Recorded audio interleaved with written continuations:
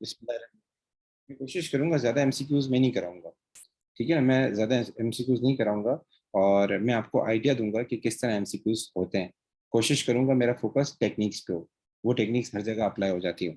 सो हम income record start कर रहे हैं। सबसे पहले इनकम रिकॉर्ड में मैं आपको सिखा रहा हूँ कि क्या नाम है, हम लोग जो है सेल्स वगैरह कैसे फाइंड करते हैं, ये बता रहा हूँ। सेल्स फाइंड करने के हमारे पास दो तरीके होते हैं। सेल्स फाइंड करने के हमारे पास वैसे तो तीन तरीके होते हैं, लेकिन इन शॉर्ट करके बता रहा हूँ, दो तरीके होते हैं सेल्स फाइंड करने के। इनकम रिकॉर्ड होते क्या है? इनकम रिकॉर्ड क्या होते हैं? ऐसे बिजनेस जो अपने पास सिर्फ बैंक अकाउंट बना रहे हो, कैश अकाउंट बना रहे हो और अपने पास एसेट एंड लायबिलिटी का रिकॉर्ड रख रहे हो। तो ऐसे बिजनेस जब इनकम स्टेटमेंट बनाते हैं तो उनके पास कोई रिकॉर्ड ही नहीं होता। जब इनकम स्टेटमेंट बनाएंगे तो आपको इनकम स्टेटमेंट बनाने के लिए सबसे पहले क्या चाहिए होगी सर? सेल्स चाहिए होगी, परचेज चाहिए होगी। तो इनके पास ये होता है कि बैंक में कितना पैसा आया, बैंक में कितना गया, कहाँ से आया, किधर से किधर गया, कैश में कितना पैसा आया, कहाँ गया, ये रिकॉर्ड होता है इनके पास। और एसेट एंड लायबिलिटीज का रिकॉर्ड होता है। तो सर ये लोग कैसे फाइंड करेंगे? तो इसके लिए दो तरीके यूज होते हैं। एक तरीका होता है टी अकाउंट का। तो अगर सवाल में क्रेडिट सेल्स है, अगर वो सवाल में कह रहा है कि हमारा बिजनेस सारी की सारी सेल्स क्रेडिट करता है और सवाल में आपको वो ट्रेड रिसीवेबल का डेटा दे देता है।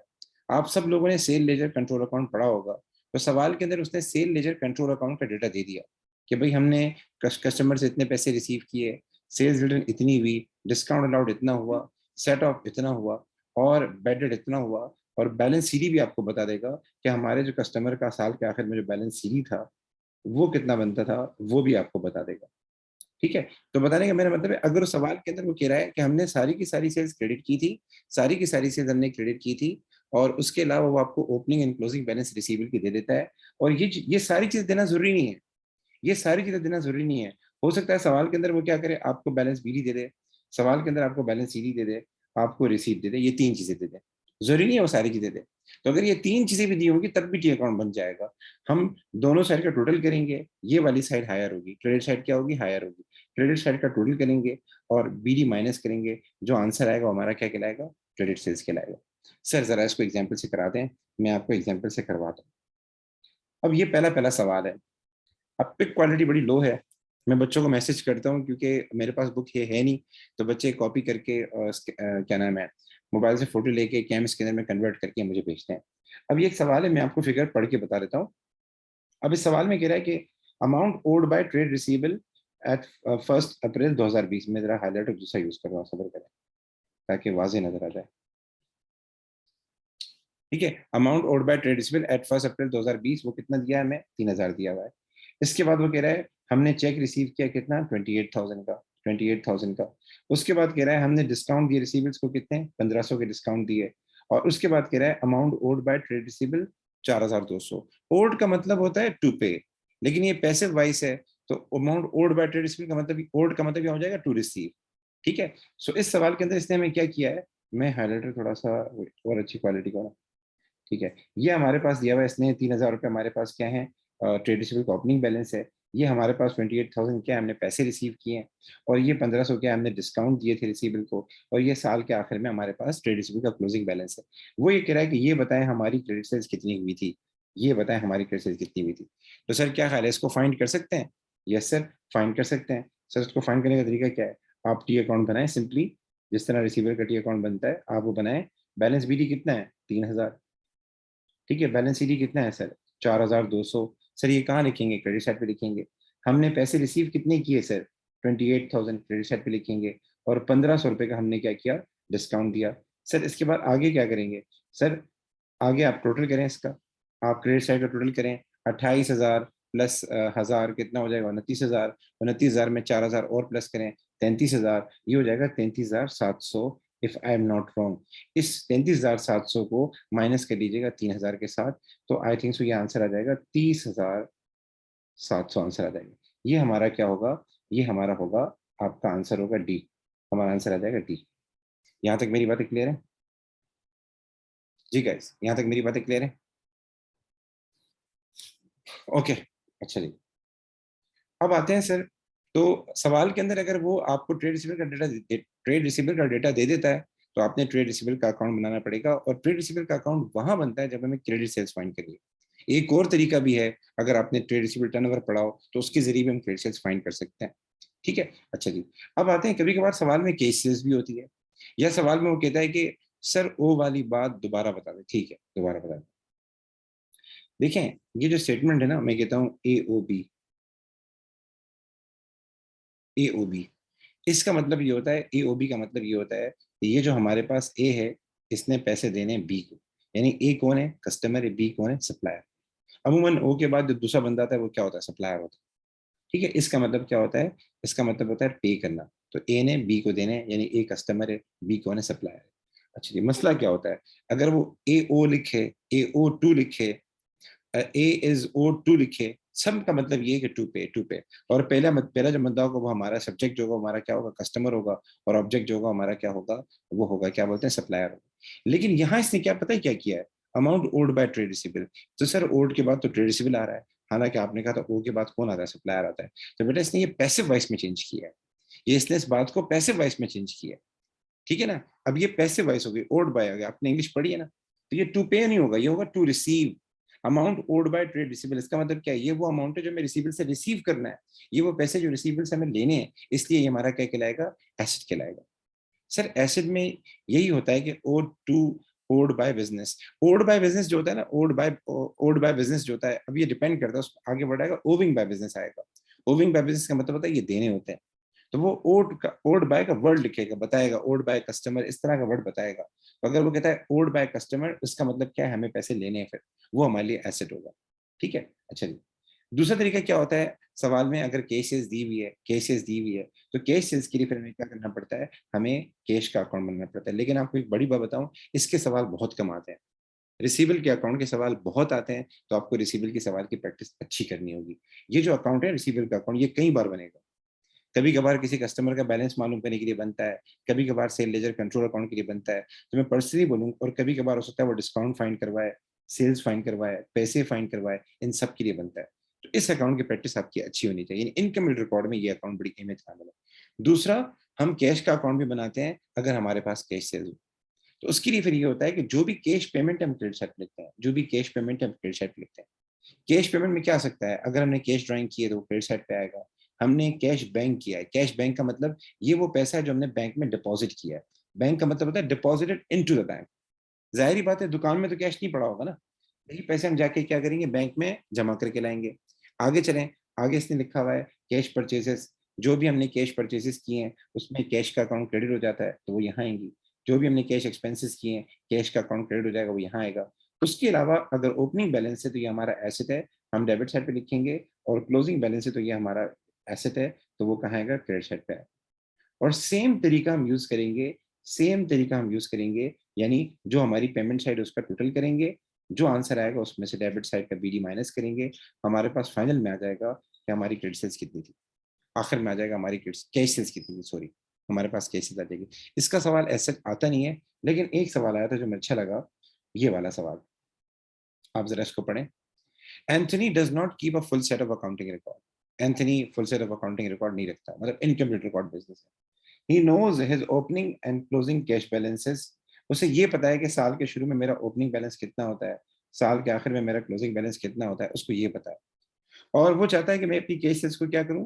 कैलकुलेट करूं। मैं अपनी केस सेल्स को क्या करूं? कैलकुलेट करूं। तो कह रहा है which item does Anthony not need in order to calculate his cash sales. जाहिर है वो केस सेल्स का अकाउंट बनाएगा। तो इन चारों में से कौन सी चीज ऐसी है जो केस सेल्स के अकाउंट में नहीं आएगी? बेटा पेपर में इन्वेंशन नहीं करनी, ये बात बता दूं मैं आपको। पेपर में अगर आप चले गए ना, आपने कहा मैं बहुत बड़ी चीज हूँ, मैं बहुत बड़ा पन्ने खान हूँ, मैं इन्वेंशन कर लेता हूँ, तो एग्जामिनर फिर आपको क्या करेगा? पेपर के बाद बिठा लेगा और बोलेगा बेटा अक्टूबर नवंबर में भी आ जाना, आप जैसे बंदों की हमें बहुत जरूरत है। तो बेटा बच्चे क्या करते हैं? बिल्कुल एक ऐसे ऑप्शन को, बच्चे क्या जज्बात में आ जाते हैं, जज्बात में आ जाते हैं और फिर सारे ऑप्शन टिक कर देते हैं। तो बेटा सुकून से काम लेना है। क्या मतलब? जो सरतना ने पढ़ाया है, जो आपने अकाउंटिंग में पढ़ा है, उसी के अंदर रखें अपने आप को। कुछ नया मत करें कि यार ये नई चीज आ गई, हमने नहीं पढ़ी है, कर लेते हैं। तो सरतना ने अभी आपको सामने कैश अकाउंट सामने रखा है, आप देख लें इसमें क्या क्या आ रहा है। हमने जो पैसे कैश में जब बैंक में जाके जमा किए वो भी आ रहा है, हमने जो कैश ड्राइंग की थी वो भी आ रहा है, हमने जो कैश एक्सपेंस की थी वो भी आ रहा है। अब नीचे जाएं, अब आप मुझे बताएं इनमें से कौन सा आइटम है जो नहीं आएगा? जब हम कैश का अकाउंट बनाएंगे, पहला सवाल, सर हम कैश एक्सपेंसेस लिखेंगे? यस सर, क्रेडिट साइड लिखेंगे। हम कैश ड्राइंग लिखेंगे? यस सर, कैश ड्राइंग भी क्रेडिट साइड लिखेंगे। जो कैश बैंक है, जो पैसा हम बैंक में जाके जमा करके आए, जाहिर बात है कैश क्रेडिट होगा, बैंक डेबिट होगा, ये भी लिखेंगे। लेकिन सर ये जो स्टेटमेंट है कैश डिस्काउंट, हम तो आज तक नहीं लिखते। कैश डिस्काउंट का ताल्लुक बेटा कस्टमर से होता है। किससे होता है बेटा? कस्टमर से होता है। और ये डिस्काउंट कहाँ जाता है? कस्टमर के अकाउंट में, क्रेडिट साइड पे जाता है। अगर आपने सप्लायर से लिया है तो इस डिस्काउंट का ताल्लुक किससे है? इस डिस्काउंट का ताल्लुक आपके सप्लायर से है। तो ये अगर वो सवाल ही करता है ना क्रेडिट सेल्स के लिए कौन सा आइटम लेंगे, तो फिर आप उसमें ये कह सकते थे कैश डिस्काउंट, क्योंकि क्रेडिट सेल्स के लिए हमें डिस्काउंट चाहिए होता है। ठीक है, अच्छा जी। सो गाइज, अब देखें, अब ये एक और सवाल है। देखिए सवाल को घुमाने का तरीका होता है। ये जो सवाल है ये आप, अब देखिए हमने ये पढ़ा नहीं है वैसे, लेकिन एग्जामिनर का तरीका होता है वो सवाल में घुमाने की कोशिश करता है। इस सवाल को जरा देखते हैं। A trader has not maintain a full set of accounting records. इस बात का मतलब ये है कि ये सवाल किससे है? इनकम रिकॉर्ड से। तकरीबन आपका 25 नंबर एमसीक्यू और 26 नंबर एमसीक्यू इनकम्प्लीट रिकॉर्ड से आता है। अगर नहीं आया तो फिर पेपर 2 में आएगा। How can she calculate the credit sales for the year? वो बोल रहा है क्रेडिट सेल्स कैसे कैलकुलेट होगी। जाहिर सी बात है, आप लोगों ने पढ़ा है क्रेडिट सेल्स के लिए क्या तरीका यूज करते हैं सर? हम रिसीवेबल वाला तरीका यूज करते हैं, रिसीवेबल का टी अकाउंट बनाते हैं। अब वैसे मैं आपसे पूछ रहा हूँ, आप लोग मुझे इसका आंसर बताएं क्या होगा। वैसे इसने ये टी अकाउंट में नहीं, ये इक्वेशन में कन्वर्ट किया है। इसने टी अकाउंट को इक्वेशन में कन्वर्ट किया है। जाहिर सी बात है, आप सबसे पहले टोटल किस साइड का करते हैं जब भी टी अकाउंट बनाते हैं? अगर कोई साइड मिसिंग हो, डेबिट साइड पे कोई आइटम मिसिंग हो, तो आप सब लोग क्या करेंगे? सेल लेजर कंट्रोल अकाउंट की क्रेडिट साइड का क्या करेंगे? टोटल करेंगे। तो सेल लेजर की क्रेडिट साइड के साइड पे जो जो आइटम आते हैं उन सबको प्लस करेंगे, और डेबिट साइड वाले आइटम को क्या करेंगे? माइनस करेंगे। तो मुझे बता सकते हैं इसका क्या आंसर है?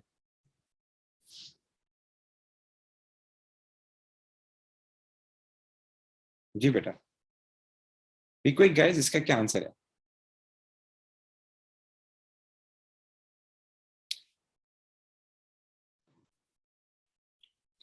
सॉरी बेटा, ये जरा हम लोग थे थर्ड वाली सवाल पे थे। थर्ड वाले सवाल का मैंने ये पूछा कि ये बताएं इसको कैसे करेंगे। आप परेशान नहीं हो, मैं आपको तरीका बता रहा हूँ। देखें, आप लोग टी अकाउंट बनाएं, हम टी अकाउंट बनाते हैं एक बार जरा। आप सबने देखा होगा, हम बीडी के साइड पे लिखते हैं, डेबिट साइड पे लिखते हैं, रिसीवर के टी अकाउंट में, ट्रेड रिसीवर के टी अकाउंट में बीडी कहाँ लिखते हैं? डेबिट साइड पे लिखते हैं। जो पैसे हमें मिलते हैं रिसीवेबल से, वो कहाँ लिखते हैं? क्रेडिट साइड पे। जो हम उसको डिस्काउंट देते हैं वो कहाँ लिखते हैं? वो क्रेडिट साइड पे। और जो साल के आखिर में क्लोजिंग बैलेंस होता है वो क्रेडिट साइड लिखते हैं। अब मेरा सवाल है, आप लोग अगर मैं आपसे बोलूं कि भाई मुझे ये बताओ कि हमारी सेल्स कितनी है, ये बताओ हमें हमारी क्रेडिट सेल्स कितनी है, तो जाहिर है एसटी अकाउंट में कौन से आइटम को आप पहले कैलकुलेट करेंगे? कौन से आइटम को आप सबसे पहले क्या करेंगे? कैलकुलेशन का पार्ट बनाएंगे। तो आप सब क्या करेंगे? आप सब ये करेंगे, सबसे पहले ये जो रिसीट आ रही है क्रेडिट साइड पे, आप ये लेंगे। ठीक है, उसके बाद सॉरी एक मिनट, सबसे पहले जो रिसीट आ रही है क्रेडिट साइड पे आप ये लेंगे, फिर डिस्काउंट को इसमें ऐड करेंगे, फिर बैलेंस सीडी को इसमें ऐड करेंगे। यानी ये सारी साइड टोटल करेंगे क्रेडिट साइड, और जो आंसर आएगा उसमें से बीडी माइनस करेंगे। तो अगर हम रिसीट से स्टार्ट करते हैं, अगर हम रिसीट से स्टार्ट करते हैं, रिसीट से, तो डिस्काउंट भी प्लस करना होगा, क्लोजिंग बैलेंस भी प्लस करना होगा। इस हिसाब से देखेंगे, डी ऑप्शन देखें जरा, रिसीट फ्रॉम क्रेडिट कस्टमर, इसमें आप क्लोजिंग ट्रेड रिसीवेबल ऐड करें, उसके बाद डिस्काउंट अलाउड टेक करें, ऐड करें, और आखिर में क्या आ जाएगा? माइनस ओपनिंग बैलेंस, ये करें। तो ये इसने क्या किया? उसी टी अकाउंट को इक्वेशन में कन्वर्ट करके दिया। तो इससे आप परेशान नहीं हो।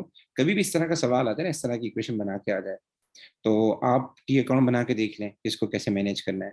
और एक बड़ी बात मैं आपको बता रहा हूँ, पेपर में हर एमसीक्यू के लिए वही टाइम है जो दूसरे एमसीक्यू के लिए।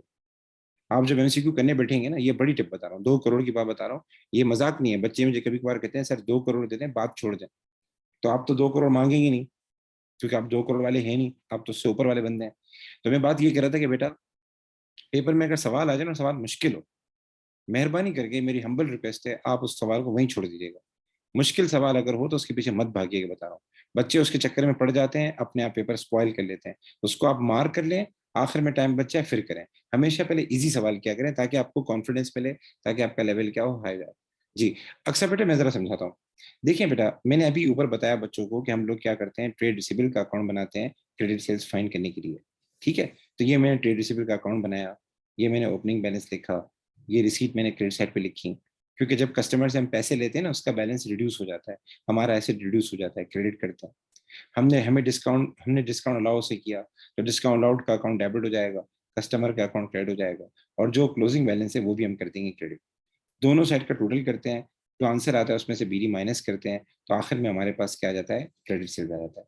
तो ये 3 आइटम हम पहले क्या करेंगे, प्लस करेंगे। जब बीटी अकाउंट बनाएंगे ना, तो जिस साइड पे फिगर मिसिंग होती है उससे हम स्टार्ट नहीं करते, उसके अपोजिट साइड से स्टार्ट करते हैं। तो क्रेडिट सेल्स कहाँ पर आती है, डेबिट साइड पे आती है, लेकिन हम स्टार्ट करेंगे कहाँ से, क्रेडिट साइड से। इन सारे आइटम को प्लस करेंगे, जो टोटल आएगा उसमें से हम क्या करेंगे, बीडी को माइनस कर देंगे। तो इस हिसाब से ये देखें, receipt from credit customer, receipt आ गई, प्लस क्लोजिंग ट्रेड रिसीबल ये आ गया, प्लस डिस्काउंट आउट ये आ गया, और minus opening trade payable, trade receivable ये आ गया, इस तरीके से। ठीक है बेटा, तो ये सारे एमसीक्यू अब आपसे हो जाएंगे। ये जो एमसीक्यू अभी है ना, ये सारे तकरीबन हो जाएंगे, रिपीट हो रहे हैं। आप अब ये एक सवाल है, जैसे ऊपर कैश के वाले सवाल था ना, अब ये बोल रहा है ये बताएं अगर हम ट्रेड रिसीबल का टी अकाउंट बनाएंगे तो इन सब में से कौन सा आइटम नहीं लिखेंगे। अगर हम ट्रेड रिसीबल का अकाउंट बनाएं तो इन सब में से कौन सा आइटम नहीं शामिल करेंगे, ये बताएं। जल्दी कीजिएगा ताकि हम आगे थोड़ा पढ़ सकें।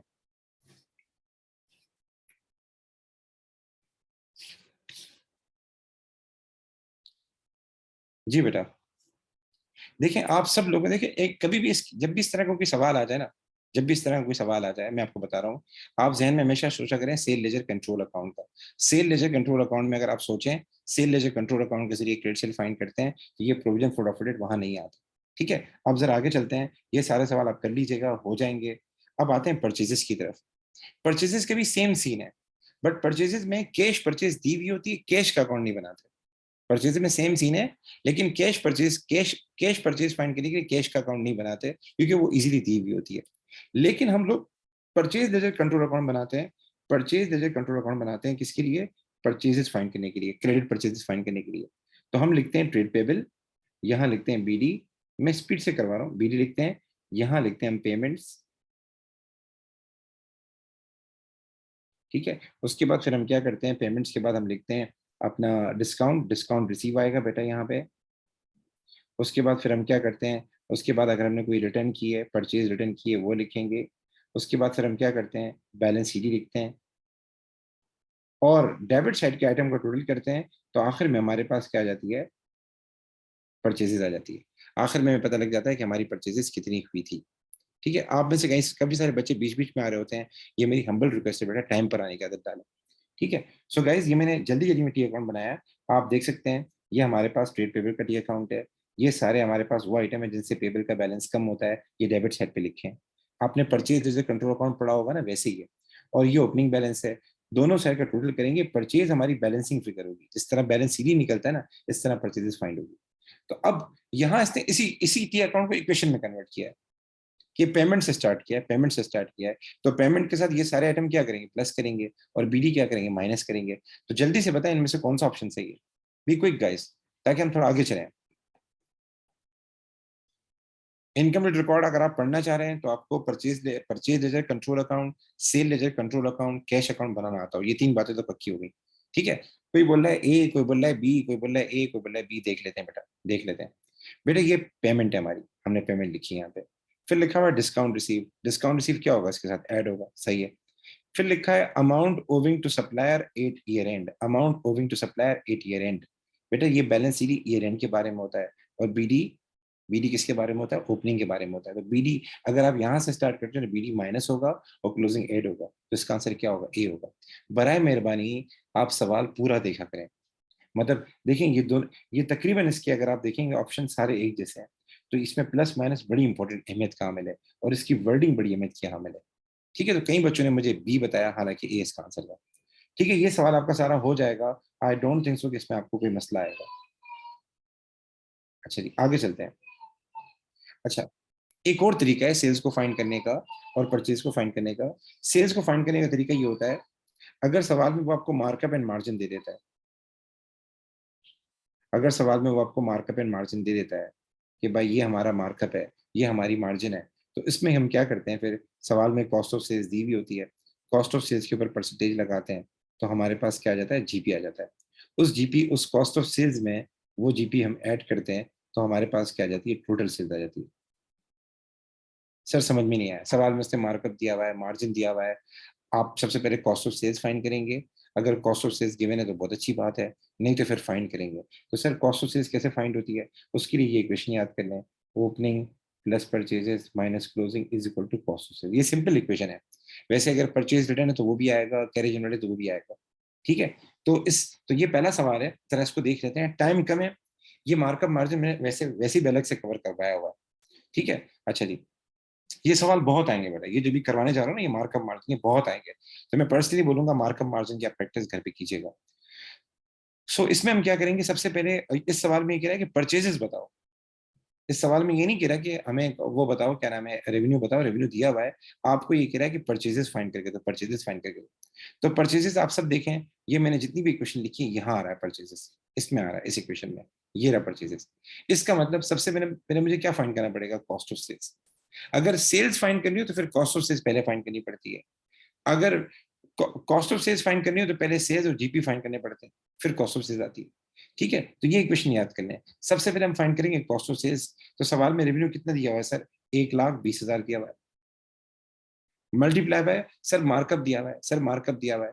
मार्कअप को आप मार्जिन में कन्वर्ट करेंगे तो ये हो जाएगा 25/125। सर इसका आंसर क्या आएगा, भी कोई गैस क्या आंसर आया जल्दी बताएं, ताकि मैं आगे की तरफ जाऊं। 1,20,000 मल्टीप्लाई बाय 25 डिवाइड बाय 125, क्या आंसर आया। आई थिंक सो इसका आंसर आ जाएगा अराउंड 30,000, 24,000 सर, 24,000। ठीक है, 1,20,000 में से आप लोग क्या करेंगे, 24,000 को माइनस कर देंगे, आपके पास आंसर आ जाएगा 96,000। 96,000 हमारे पास क्या आ गई, कॉस्ट ऑफ सेल्स आ गई। 96,000 आप लिखें इसमें, 96,000 आप लिखें इक्वेशन में, कॉस्ट ऑफ सेल्स में। ओपनिंग इन्वेंट्री कितनी है सर, 9,800। आप 9,800 यहाँ लिखें, plus purchases minus closing inventory कितनी है, 10,200। आप चीज़ों को इंटरचेंज करें, आपके पास आंसर आ जाएगा। मैं काफी स्पीड से पढ़ा रहा हूँ, उसकी वजह ये है कि चीजें ज्यादा है ना और टाइम कम है। तो आपको ये इक्वेशन याद करनी पड़ेगी। मैं कोशिश करूंगा, मैं कल सुबह मॉर्निंग में आपको सारे हर टॉपिक की important important equations, important T account बना के भेज दूं, ताकि आपको फायदा हो। ठीक है, तो ये मार्कअप मार्जिन की मेरी वीडियो पड़ी हुई है, ये वहां से देख लेंगे, तकरीबन कवर हो जाएगा, आपको कोई परेशानी नहीं होगी। ठीक है, ये सारा आपका वहां से कवर हो जाएगा। अब चलते हैं आगे, एक इंपॉर्टेंट टॉपिक है उस पर आ जाते हैं। इनकम रिकॉर्ड का ही टॉपिक है ये वाला, कि सर प्रॉफिट कैसे कैलकुलेट करते हैं। ठीक है, बगैर इनकम स्टेटमेंट बनाए प्रॉफिट कैलकुलेट हो सकता है, यस सर, यस सर हो सकता है। तो यहाँ आपको एक इक्वेशन में याद लिखवा रहा हूँ, वो नोट कर लें। आप सब लोगों ने एसएफपी बनाई थी। आप सब लोग एसएफपी में क्या करते थे, ओपनिंग कैपिटल से स्टार्ट करते थे, याद है। आप सब लोग एसओएफपी में क्या करते थे, ओपनिंग कैपिटल से स्टार्ट करते थे, फिर क्या करते थे, उसमें प्रॉफिट को ऐड करते थे, फिर क्या करते थे सर, फिर सर इसके अंदर से हम क्या करते थे, ड्राइंग को माइनस करते थे। ठीक है सर, फिर क्या करते थे, फिर प्रॉफिट को ऐड किया, ठीक है ना, प्रॉफिट को ऐड किया, ओपनिंग कैपिटल लिखा और माइनस ड्राइंग किया। वैसे सवाल में एडिशनल कैपिटल होता नहीं था, लेकिन अगर सवाल में कोई एडिशनल कैपिटल होता तो या तो ओपनिंग कैपिटल के अंदर उसको तो आप ऐड करते या अलग से लिखते। तो एडिशनल कैपिटल भी लिख देता हूँ। तो आखिर में जो आंसर आएगा हमारा क्या कहलाएगा, क्लोजिंग कैपिटल कहलाएगा। वो क्या कहलाएगा, क्लोजिंग कैपिटल कहलाएगा। तो ये इक्वेशन याद कर लें, ये मैंने एसएफपी से उठाई है। साल के शुरू में आपको opening capital plus profit minus drawing plus additional capital is equal to closing capital. अब इसको कैसे अप्लाई करना है, तो एक कैपिटल के दूसरे नाम भी है। कैपिटल को प्यार से एक और नाम भी कहा जाता है, उसको हम कहते हैं नेट एसेट। ये जहन में बिठा लें, कैपिटल को एक और नाम भी कहा जाता है नेट एसेट। ठीक है, तो सबसे पहले मैं पहला वाला सवाल करवा रहा हूँ। पहले वाले सवाल के अंदर वो आपको कह रहा है कि भाई हमारे पास जो है, एक मिनट की जगह, वो बोला है हमारा जो नेट एसेट था साल के शुरू में वो ये है। ठीक है, उसके बाद वो कह रहा है साल के एंड में जो था वो कितना है, ये है। और ड्राइंग भी आपको दी हुई है। ठीक है, और आपको बोल रहा है ये बताएं मैं प्रॉफिट हुआ या गेन हुआ ये बताएं। तो सबसे पहले लिखेंगे ओपनिंग कैपिटल, वो कितना है, 60,500। ठीक है, प्रॉफिट हमें पता नहीं, हम लिख लेते हैं। और ड्राइंग कितनी दे रहा है सर, ड्राइंग वो दे रहा है कितनी, 3,900, लिख लेते हैं। इज इक्वल टू, अब ओपनिंग कैपिटल कितना आ रहा है सर, क्लोजिंग कैपिटल कितना आ रहा है, 72275। चीजों का आप इंटरचेंज करेंगे, आपके पास परचेज आ जाएगी। ये 3,900 आप जो है वहां ले जाएं, प्लस हो जाएगा। 60,500 वहां ले जाएं, माइनस हो जाएगा। आपके पास प्रॉफिट आ जाएगा। कितना प्रॉफिट आया जल्दी बताओ।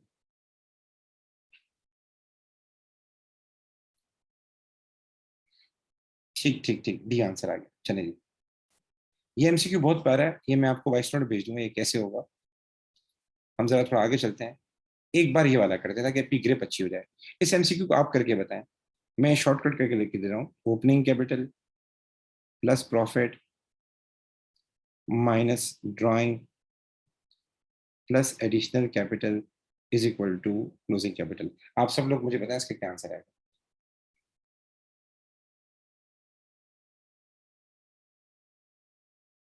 जी बेटा, ओपनिंग कैपिटल सवाल में आपको दिया हुआ है, आप देख सकते हैं 58,000, ये ओपनिंग कैपिटल है।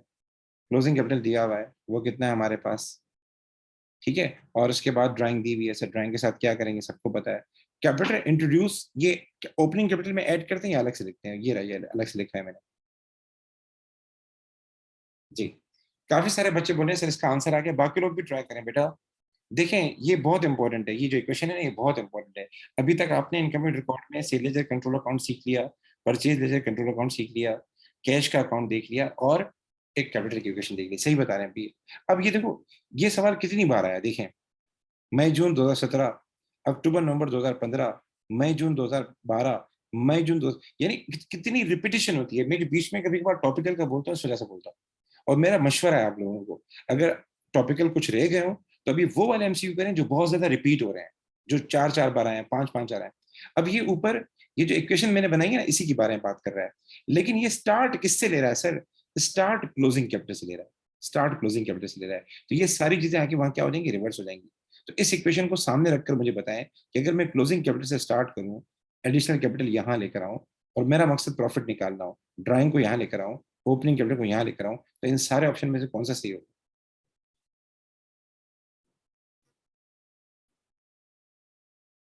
जी, वो कह रहा है मैं प्रॉफिट फाइंड करना है, और क्लोजिंग कैपिटल से उसने स्टार्ट किया, क्लोजिंग कैपिटल स्टार्ट किया, क्लोजिंग कैपिटल से। तो आप खुद बताएं ये सारी चीजें वहां जाके क्या हो जाएंगी। पर प्रॉफिट तो यही छोड़ो, ओपनिंग कैपिटल वहां लेके जाए माइनस हो जाएगा, ड्राइंग वहां लेके जाए प्लस हो जाएगा, एडिशनल कैपिटल वहां लेके चले जाए माइनस हो जाएगा। तो इस हिसाब से देखें, सबसे पहला है closing capital minus opening capital, सही है बेटा।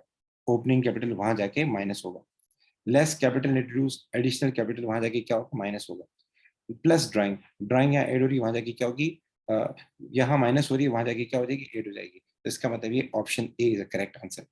ठीक है सर, आगे चलते हैं, ये भी हो जाएगा सर। ये सवाल बी हो, अच्छा ये जरा सवाल देख लेते हैं, ये वाला सवाल जबरदस्त है। अब इसमें इसने नॉन करंट एसेट दिए हुए हैं साल के शुरू में, ठीक है, फिर करंट एसेट दिए हुए हैं, फिर करंट लाइबिलिटीज दी हुई हैं, और आपको बोल रहा है हमारी ड्राइंग इतनी थी। अब इस सवाल को कैसे करेंगे, तो बेटा इक्वेशन तो वही यूज होगी जो मैंने सिखाई है। मैंने सिखाई है ओपनिंग कैपिटल प्लस प्रॉफिट, ठीक है, minus drawing plus capital introduce कह रहे हैं या एडिशनल कैपिटल कह रहे हैं, is equal to closing capital. अब इस सवाल में सीन क्या है, कैपिटल नहीं दिया उसने आपको, कैपिटल कैसे फाइंड करेंगे, तो आपको एक इक्वेशन याद करनी पड़ेगी, asset minus liability is equal to capital. क्या मतलब, भाई ये देखें, आपको नॉन करंट एसेट दिए हुए 60,000, ये देखें करंट एसेट दिए हुए 15,000, प्लस कर लें, और आपको सवाल में उसने करंट लायबिलिटी दी हुई है, माइनस कर लें। ठीक है, आपके पास क्या आ जाएगा, ओपनिंग कैपिटल आ जाएगा, तो 60,000 प्लस 15,000, 75,000, 75,000 में से आप 12,000 माइनस कर लें, तो ये हो जाएगा आपके पास 75,000 माइनस 12,000, 63,000 का आपका ओपनिंग कैपिटल हो जाएगा। ठीक है, इसी तरीके से आ जाए 70,000 प्लस 18,000, ये आपके current asset non current asset, तो हमारे पास एसेट आ गए, और लाइबिलिटी दी हुई है, लाइबिलिटी को आप क्या कर दें, माइनस कर दें। मुझे बता सकते हैं क्लोजिंग कैपिटल कितना आ जाएगा, 70,000 प्लस 18,000, 88,000, 74,000, 74,000 हम लिख लेते हैं, ठीक है।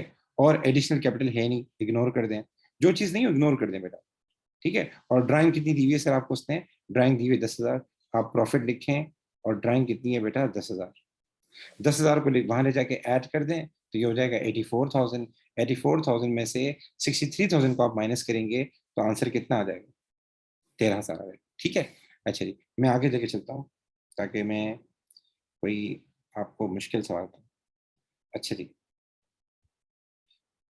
मैं एक मुश्किल सवाल करूँ, बेटा ये सवाल बहुत जबरदस्त है, ये वाला सवाल बहुत आला है, चीते बच्चे भी नहीं कर पाते। पहले आप इसको पढ़ें, फिर मैं बताऊंगा इसको कैसे करना है।